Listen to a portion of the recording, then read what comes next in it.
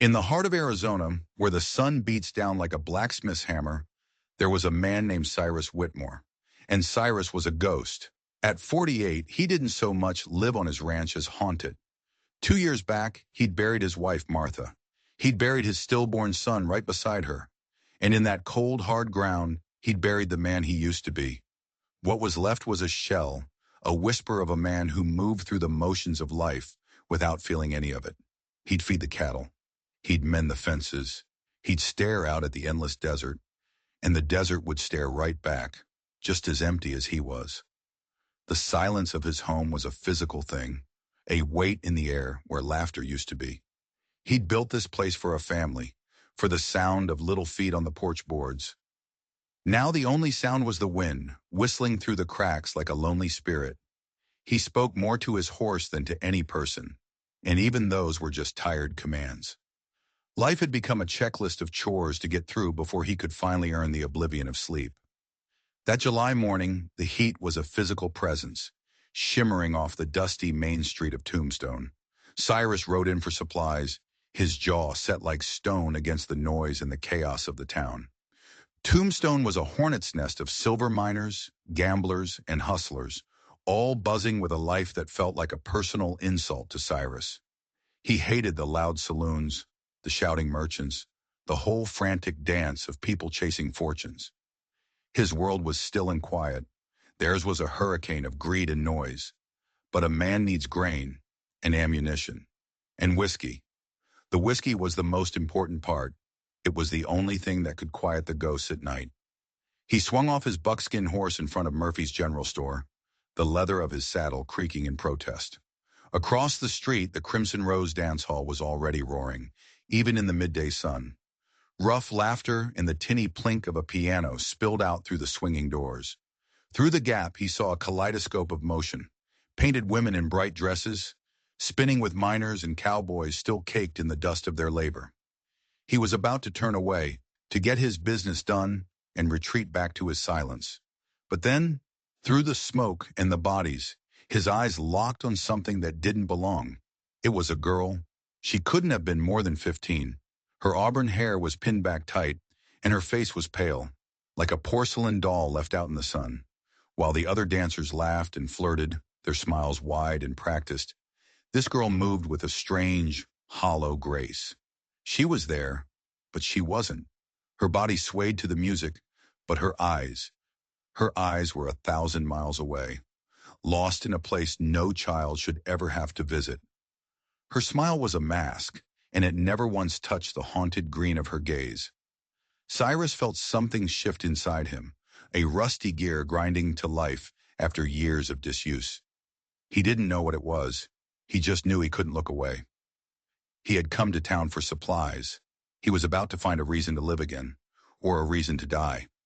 The girl's name was Hattie Delaney, and she'd learned a long time ago that silence was safer than tears.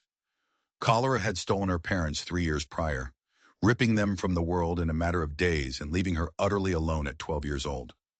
Her only living relatives, her uncle Jasper Blackwell and his wife Willa, had taken her in. They called it family duty. Hattie knew it was something else entirely. It was a business transaction. They gave her a room no bigger than a closet. They gave her just enough food to keep her from wasting away. And they gave her a constant, daily reminder of the debt she owed them.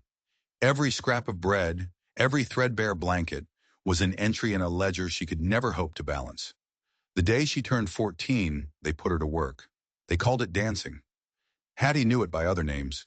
She moved through the grime and the grabby hands of the Crimson Rose, a ghost in her own life. She'd learned how to smile when a man's whiskey-soaked breath was hot on her neck. She learned how to twist away just enough to avoid the worst of it, to endure the rest with that hollow look in her eyes. To fight back meant punishment. To look sad meant punishment.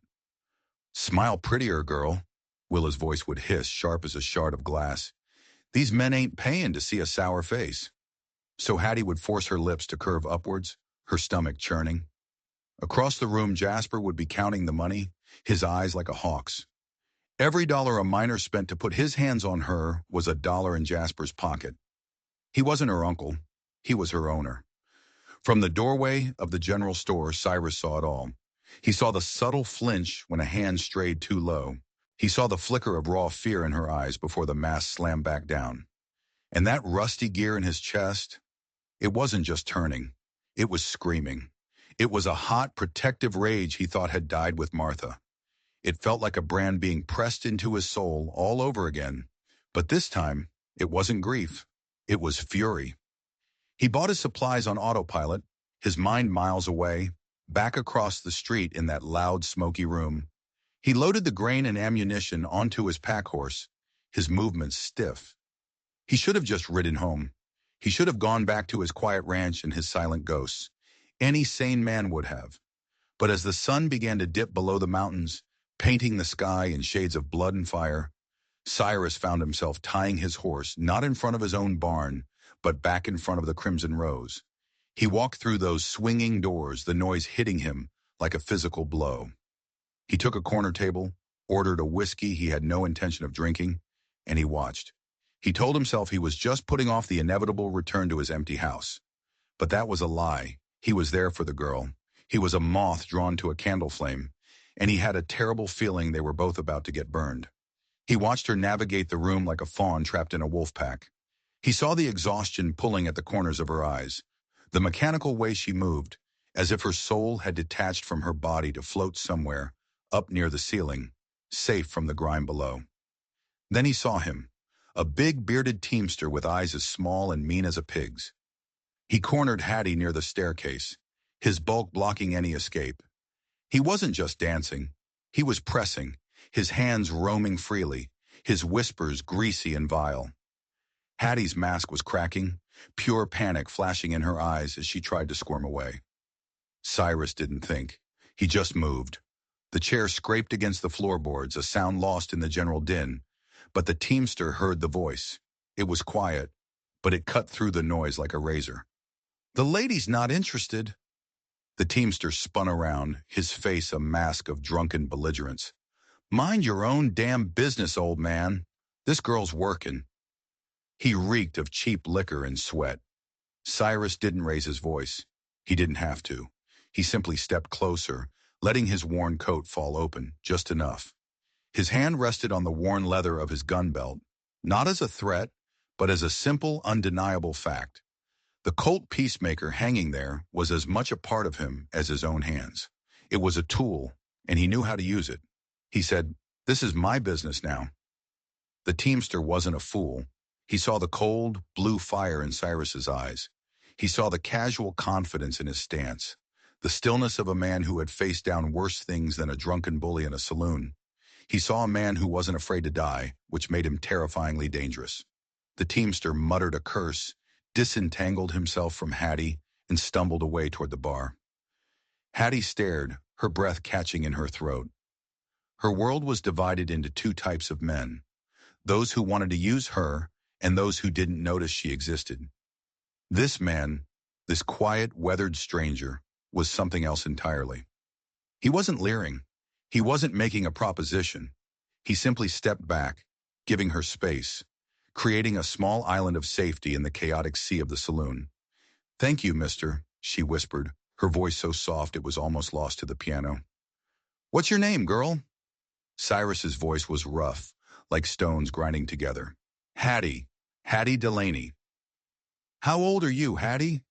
A spark of defiance lit her eyes, a tiny flicker of the person she was underneath the fear. "Old enough. Old enough to take care of myself." "That's not what I asked." His gaze was steady, unwavering. He wasn't judging her. He was just seeing her, and it was a look she hadn't felt on her in years. She searched his face for the trick, the angle, the price that always came with kindness. She found nothing but a deep, sorrowful concern. 15, she admitted, the word tasting like ash in her mouth. Cyrus's jaw tightened. A muscle jumped along his cheek. No 15-year-old girl should have to handle a place like this. Before he could say another word, a new voice slithered into their small circle of quiet. "Mr. Whitmore, isn't it?" It was Jasper Blackwell. He moved like smoke, his thin body clad in a suit that was a little too fine for Tombstone. His smile was a greasy, practiced thing that didn't reach his cold, calculating eyes. "I do hope Hattie hasn't been bothering you," he said, his tone dripping with false courtesy. Cyrus's voice dropped, becoming dangerously low. She's not the one doing the bothering. Your customers, on the other hand. He let the sentence hang in the air. She's just a child, Blackwell. And you've got her in here with this scum.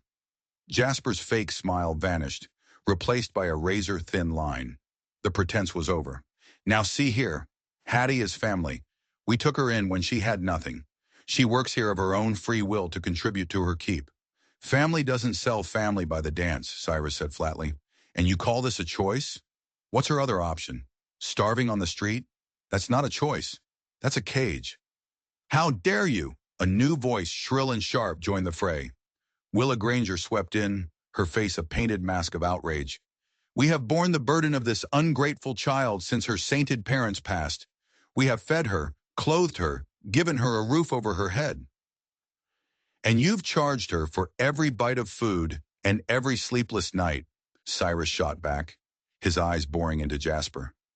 You've turned her life into a debt she can never repay. Hattie stood frozen between them, a pawn in a game she didn't understand. But for the first time in 3 years, someone was fighting for her. This stranger, this quiet man with sad eyes, was standing up to the monsters who owned her life. Hope, a feeling she'd long since buried, began to flutter painfully in her chest.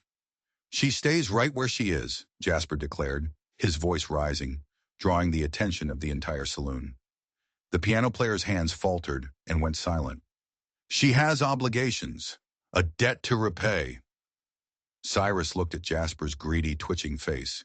He saw the man for exactly what he was, a parasite, and he made a decision that would change everything.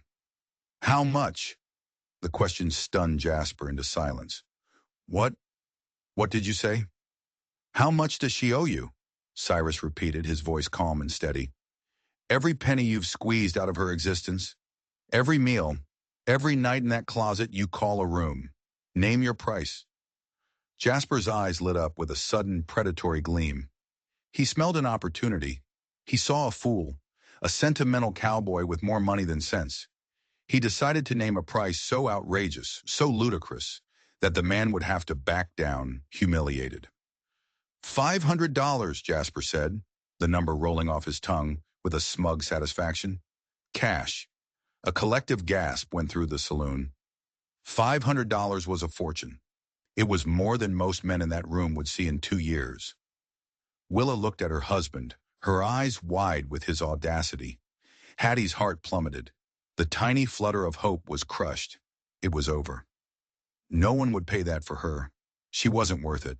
But Cyrus Whitmore didn't even blink. He reached into the inner pocket of his coat. The whole room held its breath. He pulled out a worn leather wallet, thick with bills. He began to count, his hands steady, laying crisp notes and heavy silver dollars onto the sticky, beer-stained table. 100, 200, 3, 4. The pile grew into a small mountain of money, a king's ransom in the dim lantern light. He counted out the final dollar. Done, Cyrus said, his voice echoing in the sudden, dead silence of the Crimson Rose. But there's one condition. Jasper stared at the money, his breath hitched, his greed making him tremble. What? She comes with me, Cyrus said, his eyes locking with Jasper's. Right now.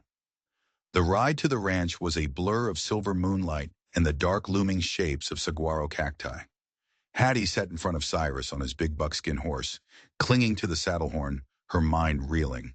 She held her entire world in a small, worn carpet bag on her lap, a faded dress that belonged to her mother, a tattered Bible with her father's name inside, and a single precious photograph of her parents on their wedding day. She was free. The words didn't feel real. She kept waiting for the trick, the hidden price. Kindness, in her experience, was just a down payment on future pain. As they rode, she finally found her voice, asking the question that had been screaming in her mind. Why? She whispered, her voice hoarse. Why would you spend all that money? You don't even know me. Cyrus was silent for a long time, the only sound the rhythmic clop of the horse's hooves on the dry earth. When he finally spoke, his voice was thick with an old, deep sorrow. I had a daughter once, he said, the words seeming to tear their way out of his throat. She never got to take her first breath. My wife, my Martha. She died bringing her into this world. I lost them both on the same day. He paused, and Hattie could feel the tremor of his grief through his body.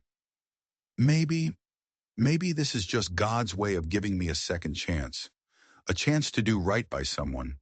When they finally crested a ridge, the ranch lay below them, nestled in a small valley. It was a simple, sturdy-looking place, a solid house with a wide porch, a big barn, and corrals where cattle moved like dark shadows under the moon. It wasn't a mansion, it wasn't fancy, but as Hattie looked at it, a feeling she hadn't felt in years washed over her. Safety. It ain't much, Cyrus said gruffly, mistaking her silence for disappointment. Just a working ranch. But it's clean, and it's quiet. No one will bother you here. It's beautiful, Hattie whispered, and she meant it with every fiber of her being. But as he led her inside the house, into a small, clean room with a simple bed and a handmade quilt, Hattie's fear began to creep back in. It was all too good to be true. Men didn't just save girls out of the goodness of their hearts. There was always a price. She lay awake for hours in the strange, silent house, listening to the unfamiliar sounds, waiting for the other shoe to drop, waiting for the door to open. The next morning, Cyrus was already up, making coffee on the stove. He was awkward, distant. He showed her the well, the kitchen, told her to make herself at home. Then he went out to do his chores, leaving her alone in the quiet house. The silence was deafening. She spent the day exploring, half convinced she would find a hidden room with chains on the wall. She found nothing but dust, solitude, and the faint scent of old grief. A few days later, while looking for a dust rag in a chest on the porch, her fingers brushed against something hard and metallic beneath a stack of old blankets. Curious, she pulled it out. It was a U.S. Marshal's badge. Tarnished and old, but unmistakable. Her blood ran cold. This man, Cyrus Whitmore, wasn't just a simple, grieving rancher. He was something else, something more dangerous. Was he hiding? Was he on the run? And what did that mean for her? She quickly hid the badge, her mind racing. The quiet safety of the ranch suddenly felt like the calm in the eye of a storm. She hadn't been saved. She had just been traded from one cage to another, and this one was a complete mystery. The first few weeks at the ranch were a strange dance of discovery and suspicion. Cyrus taught her things she'd never imagined learning. He showed her how to properly sit a horse, not just perch on it. He taught her how to read the clouds for signs of rain, how to track a coyote through the brush, how to find water where there seemed to be none. He took her out to a quiet canyon and taught her how to shoot, placing his old heavy rifle in her hands. A woman in this territory needs to know how to defend herself, was all he said, his voice flat. Hattie was a quick study. She soaked up the knowledge like the dry earth soaked up a summer rain. She learned to cook proper meals, to tend a small garden, to mend a fence. For the first time in her life, she felt useful for something other than smiling for drunks.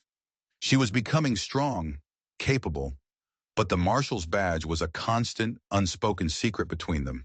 She never mentioned it, and he never offered any explanation for the past he so clearly kept locked away. At night, she'd sometimes hear him pacing the porch, his footsteps heavy and restless.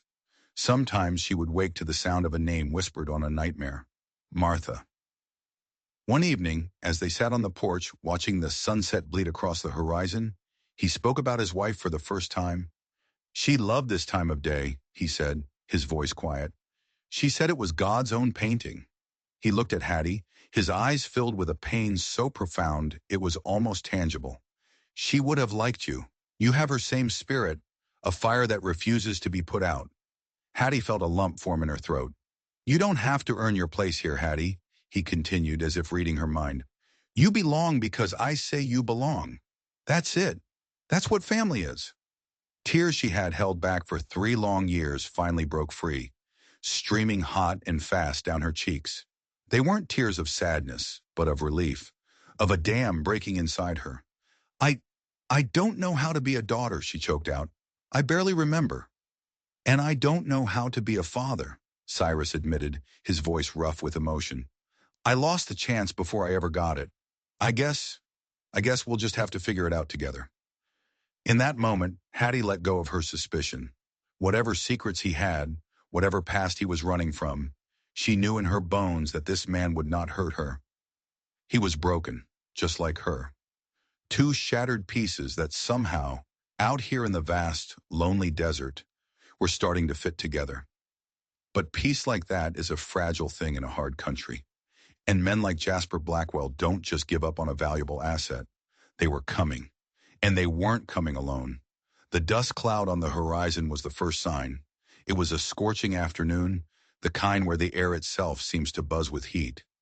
Cyrus saw it from the barn and his body went still. Riders. More than one. He felt a cold dread snake its way up his spine. He'd known this day would come. He just hadn't known when. Hattie came out onto the porch, wiping her hands on her apron. She saw the riders, and her face went pale. Leading the group were Jasper and Willa, dressed in their town finery, looking utterly out of place. But it was the man riding beside them that made Hattie's heart stop. He wore a silver badge on his vest that glinted in the merciless sun. It was Sheriff Tom Morrison. "Afternoon, Cyrus," Morrison said as they reined in, his voice carefully neutral.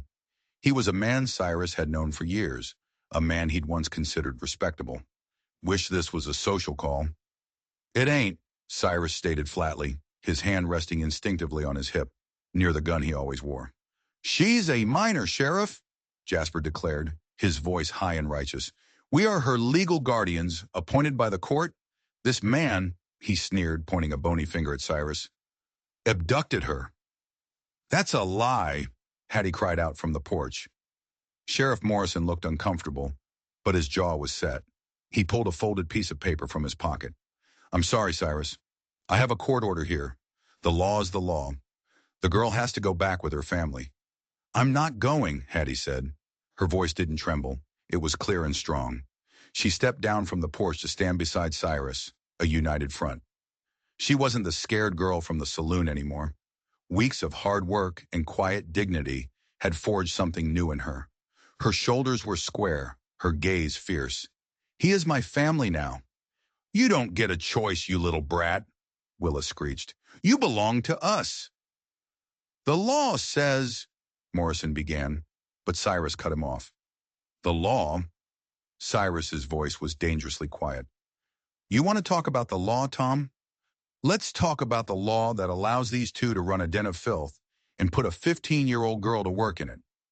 Let's talk about the law that looks the other way while they get rich off her misery." Morrison flinched.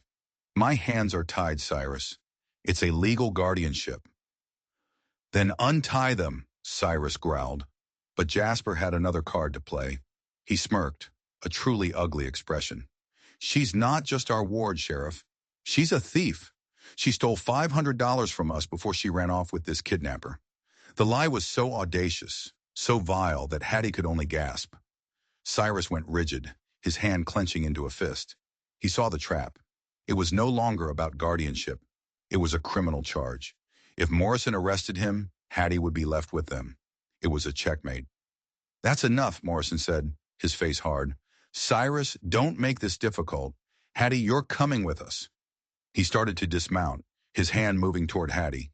And that's when Cyrus moved. He didn't draw his gun. He did something far more shocking. He stepped in front of Hattie, shielding her with his body. "You'll have to kill me first, Tom," he said, his voice a low whisper that carried across the silent yard. The sheriff froze, his hand hovering in the air. He looked into Cyrus's eyes, and what he saw there made him pause. He saw a man with nothing left to lose.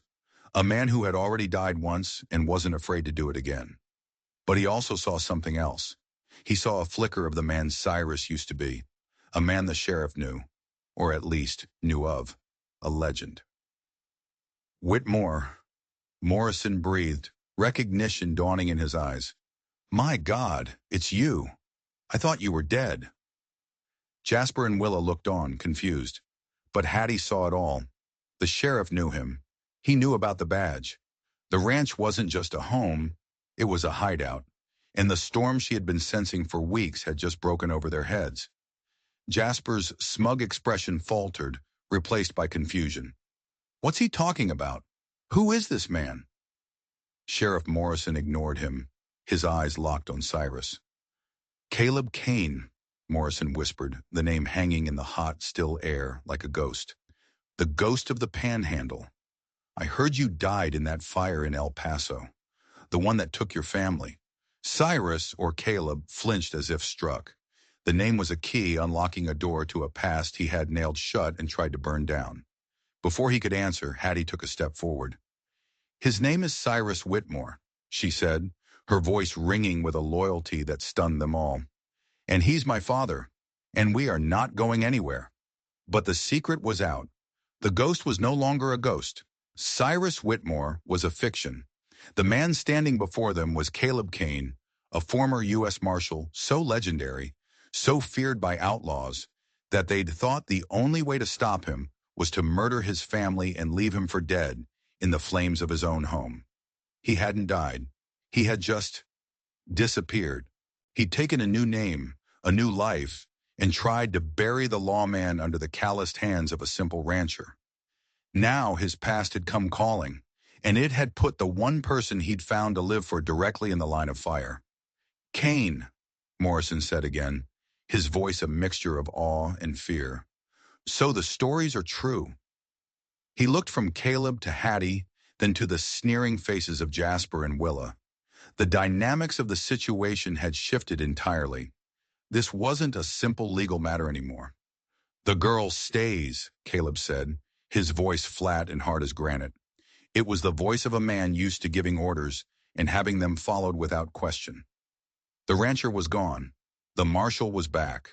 Jasper, however, was too greedy to be intimidated. I don't care if he's the president. We have a court order and a criminal complaint. She stole from us. Arrest him. Morrison was trapped. On one hand, he had the law, black and white on a piece of paper. On the other, he had Caleb Kane, a living legend who was clearly protecting this girl for a reason, and Tom Morrison knew Kane's reputation. Kane was a man of unbendable principle. If he was protecting this girl, there was more to the story. I need to hear the girl's side of things, Morrison said, finally finding his footing. She's a child. She'll say whatever he told her to say, Willa shrieked. But Hattie didn't wait to be asked. She held up the one thing she'd grabbed when she saw the riders coming, her father's old, worn Bible. It's all in here, she said, her voice shaking but determined. The truth. She'd been reading it every night, not just for comfort, but because it was the last piece of her parents she had left. A few nights ago, she'd noticed something odd. A few pages in the back felt thicker than the rest. Carefully, she'd worked a penknife along the edge and discovered the pages were glued together. Inside, hidden in a hollowed-out space, was a folded yellow document. She handed it to Sheriff Morrison. It was a handwritten last will and testament from her father, Daniel Delaney. But it was more than that. It was a confession. It detailed how Jasper Blackwell had been pressuring him to sell his land that bordered Jasper's own meager property. Daniel had refused. The will stated, in his own clear hand, should anything befall my wife and I in an unnatural manner, know that it was at the hand or order of my wife's brother, Jasper Blackwell, who covets our land with a black heart. The will was dated the week before the cholera had swept through their homestead. The air went thick with a deadly silence. Willa's painted face went slack with shock. Jasper's went corpse white. This wasn't just about a guardianship or a trumped-up theft charge anymore.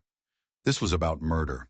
That's a forgery, Jasper sputtered, sweat beading on his forehead. The girl is a liar. Is she? Morrison said, his voice now cold as ice. He looked at the will, then at the terrified faces of the Blackwells. It's signed by two witnesses, Bill Hayes and Pete Williams, both reputable men. Funny how they both told me just last month they always found the timing of the Delaney's deaths suspicious. The trap Jasper had set for Caleb had just snapped shut on his own leg. But Jasper was a cornered rat, and cornered rats get vicious. Before anyone could react, he moved with shocking speed. He drew a small Derringer pistol from his coat pocket and grabbed Hattie, pulling her in front of him as a shield. Nobody move! He shrieked, his voice cracking with panic. He pressed the gun to Hattie's temple. The girl for the document, Sheriff! Give it to me now! Willa screamed. Morrison's hand hovered over his gun, his face a mask of indecision. He couldn't risk a shot. Caleb, however, didn't hesitate. The world seemed to move in slow motion. As Jasper's eyes darted toward the sheriff, Caleb's hand blurred. The Colt Peacemaker seemed to leap into his hand of its own accord. There was a single deafening roar. Hattie felt a hot wind pass by her cheek. Jasper's body jerked violently. The derringer flew from his grasp as he staggered backward, a look of pure shock on his face.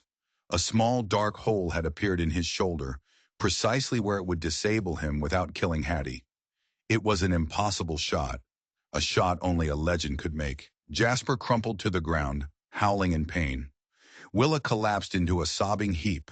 The standoff was over in a single thunderous heartbeat. Sheriff Morrison slowly holstered his weapon, staring at Caleb with a newfound respect that bordered on terror. He walked over and kicked the derringer away from the moaning Jasper. "I reckon the law just got a lot clearer," Morrison said, his voice grim. He looked at Willa.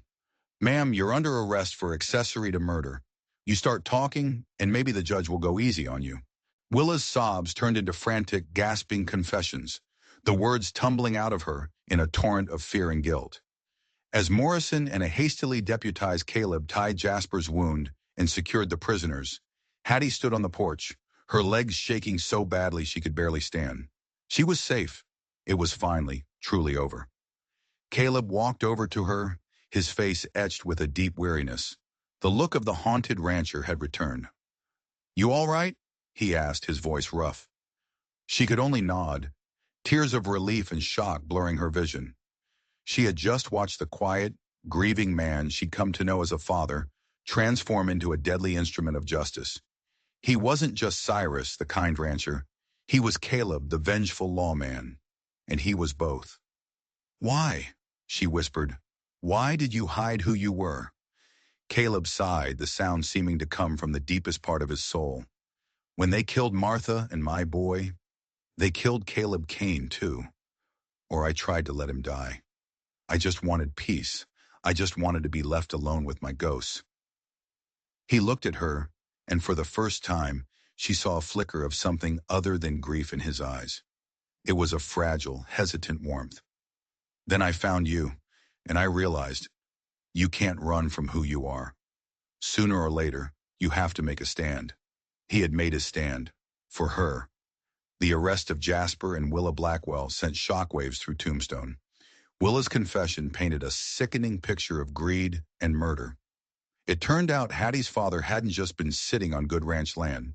He'd discovered a rich vein of silver, and Jasper had killed them both to get it, using a fast-acting poison and passing it off as cholera. He'd taken Hattie in, not just for the dance hall, but to ensure no one else ever got a claim on the land. The story of the mysterious rancher, who turned out to be the legendary Caleb Kane, spread like wildfire. But Caleb wanted no part of it. He'd been dragged back into the light, but he had no intention of staying there. He gave his official statement to Sheriff Morrison, who quietly filed away the old wanted posters for the outlaws who had murdered Caleb's family. "Consider it a cold case," Morrison had said with a wink, "unless, of course, new evidence comes to light."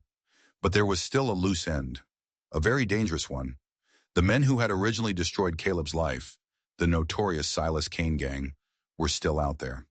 Jasper, in his desperation, had sent a letter to Kane a week before the confrontation, telling him that the man who had put half his gang in prison or in the ground was alive and living under a new name. Jasper had offered up Caleb's location in exchange for a cut of the silver from Hattie's land. Morrison discovered the letter and rode out to the ranch like a bat out of hell. "They're coming, Kane," he said, his face grim. "Kane knows where you are. He and what's left of his crew were spotted riding this way." Caleb's face hardened. He had tried to escape his past. Now his past was coming to his front door, but this time was different. This time he wasn't alone. He had something to protect. "How many?" Caleb asked. "5, Morrison said, "including Kane. We can form a posse in town, but it'll take time." "We don't have time," Caleb said. He looked at Hattie, who stood listening, her face pale but her eyes resolute. "Get to the storm cellar," he told her. "Bar the door from the inside and don't come out, no matter what you hear." "No," Hattie said, her voice quiet but firm. "You taught me how to shoot. You taught me how to fight. I'm not hiding." Caleb looked at her, at the fierce determination in her young face. and he saw the same fire he'd seen in his Martha. He saw the daughter he never got to have, standing ready to fight beside him. A slow, sad smile touched his lips. "All right," he said, "but you do exactly as I say." As dusk fell, they fortified the ranch. Caleb and Sheriff Morrison took positions in the house, while Hattie took cover in the hayloft of the barn, her rifle resting on a bale of hay, giving her a clear line of sight on the approach to the house. The desert went quiet, the kind of heavy, expectant silence that comes before a storm. They didn't have to wait long. 5 riders appeared on the ridge, silhouetted against the dying sun. They moved with the confident arrogance of apex predators. Silas Kane, a big man with a long, dark coat, led the way. They rode into the yard and dismounted, spreading out to surround the house. "Kane!" Kane's voice boomed across the yard. "I heard you rose from the grave. I've come to put you back in it, along with the girl." Caleb didn't answer. The first rule of a gunfight is to never give away your position. One of the outlaws tried to rush the porch. A single shot rang out from an upstairs window. The outlaw dropped, clutching his leg. A second shot from Morrison on the ground floor drove another one back behind the water trough. The fight had begun. Gunfire erupted, shattering the evening quiet. Muzzle flashes lit up the deepening twilight. It was 2 men against 5. Impossible odds. But one of those men was Caleb Kane. He moved from window to window, a phantom delivering justice 1 bullet at a time. His shots were calm, measured, and brutally effective. Another outlaw went down, his rifle clattering on the hard-packed earth. But Kane was smart. He knew he couldn't take the house head-on. "Burn them out," he roared. One of his remaining men ran toward the barn, carrying a lit torch. He was going to set it ablaze, trapping Hattie and flushing out Caleb. Hattie's heart pounded in her chest. The man was getting closer. He was almost at the barn door. She leveled her rifle, took a deep breath just like Caleb had taught her, and squeezed the trigger. The shot was true. The outlaw dropped the torch and fell, grabbing his shoulder. The torch sputtered in the dirt. From the house, Caleb saw the shot. He saw Hattie holding her own, protecting their flank. A fierce pride swelled in his chest, so powerful it almost took his breath away. Enraged, Silas Kane and his last remaining man charged the house, firing wildly. Morrison took a bullet in the arm and went down, his gun skittering across the floor. It was all up to Caleb. He met them at the door. The world exploded into a cacophony of thunder and smoke. When the smoke cleared, the last outlaw lay dead on the porch. Caleb stood in the doorway, his gun empty, a long gash bleeding on his forehead. And Silas Kane stood before him, grinning, his own pistol leveled at Caleb's chest. "End of the line, Marshal," Kane snarled. It was over. Caleb was out of bullets and out of time. He closed his eyes, a final image of Martha and Hattie flashing in his mind. Then another shot rang out, sharp and clear from the barn. Kane's grin vanished, replaced by a look of stunned disbelief.